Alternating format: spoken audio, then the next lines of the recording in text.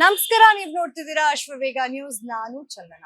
ಈಗ ಎಲ್ಲಾ ಮಧ್ಯಮ ಕುಟುಂಬದವ್ರಾಗಿರ್ಬೋದು, ಬಡವ್ರಿಗಾಗಿರ್ಬೋದು ಅಥವಾ ಸಾವುಕಾರ್ಗಾಗಿರ್ಬೋದು, ಒಂದೊತ್ತಾದ್ರೂ ಅನ್ನದ ಊಟ ತಿಂದಿಲ್ಲ ಅಂತಂದ್ರೆ ತುಂಬಾ ಜನಕ್ಕೆ ಇರೋದಿಕ್ಕಾಗೋದಿಲ್ಲ. ಪ್ರತಿ ಬಾರಿ ಕೂಡ ನಮ್ಮ ದಿನನಿತ್ಯದ ಕೆಲ್ಸಗಳಲ್ಲಿ ದೋಸೆಗಾಗಿರ್ಬೋದು, ಇಡ್ಲಿಗಾಗಿರ್ಬೋದು, ಎಲ್ಲದಕ್ಕೂ ನಾವು ಅಕ್ಕಿಯನ್ನ ಬಳಕೆ ಮಾಡ್ತಾನೆ ಇರ್ತೀವಿ.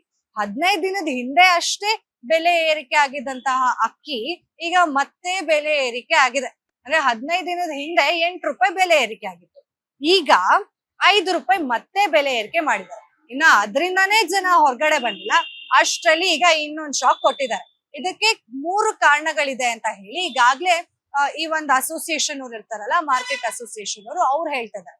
ಏನಪ್ಪಾ ಅಂತಂದ್ರೆ, ಮೊದಲನೇದಾಗಿ ಕೇಂದ್ರ ಸರ್ಕಾರ ಅಕ್ಕಿ ರಫ್ತು ನೀತಿಯನ್ನ ಜಾರಿ ಮಾಡ್ತಲ್ಲ, ಅದ್ರಿಂದಾಗಿ ಒಂದ್ ಹೊಡೆತ ಬಿದ್ದಿದೆ ಅಂತ.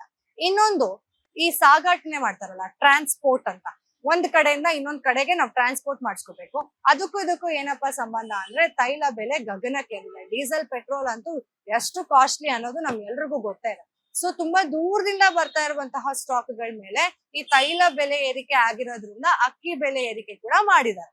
ಇನ್ನ ಮೂರನೇದೇನಪ್ಪಾ ಅಂತಂದ್ರೆ, ಅಕ್ಕಿ ಪ್ರಮಾಣ ಏನು ಮಾರುಕಟ್ಟೆಗೆ ಬರ್ತಿದೆಯಲ್ಲ, ಅದ್ರಲ್ಲಿ ವ್ಯತ್ಯಾಸ ಆಗಿರೋದ್ರಿಂದ ಅಕ್ಕಿ ಬೆಲೆ ಏರಿಕೆ ಆಗಿದೆ ಅಂತ ಹೇಳಲಾಗ್ತದೆ. ಇನ್ನು ರಾ ರೈಸ್ಗೆ 12 ರೂಪಾಯಿ ಜಾಸ್ತಿ ಆಗಿದ್ರೆ, ಸ್ಟೀಮ್ ರೈಸ್ಗೆ 14 ರೂಪಾಯಿ ಜಾಸ್ತಿ ಆಗಿದೆ. ಒಟ್ನಲ್ಲಿ ಬೆಲೆ ಏರಿಕೆ ಅಂತೂ ಆಗಿದೆ. ಬಡವರ ಹಾಗೂ ಮಧ್ಯಮ ಕುಟುಂಬದ ಜೇಬುಗಳಿಗೆ ಈಗಾಗಲೇ ಕತ್ರಿ ಬಿದ್ದಿರೋದಂತೂ ಕನ್ಫರ್ಮ್ ಆಗಿದೆ.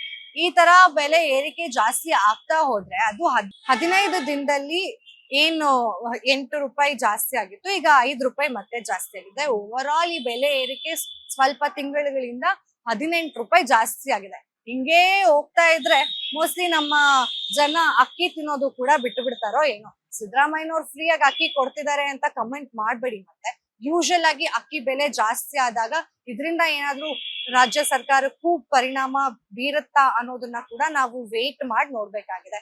ಸೊ ನೀವೆಲ್ಲ ಏನಾದ್ರೂ ಸರ್ಕಾರದಿಂದ ಕೊಡ್ತಿರುವಂತಹ ಅಕ್ಕಿನ ಬಿಟ್ಟು ಹೊರಗಡೆ ಪರ್ಚೇಸ್ ಮಾಡ್ತಿದ್ರೆ ಅದ್ ಎಷ್ಟು ಬರ್ಡನ್ ಇರುತ್ತೆ ಅನ್ನೋದು ನಿಮ್ಗಂತೂ ಈಗಾಗಲೇ ಗೊತ್ತಾಗಿರುತ್ತೆ.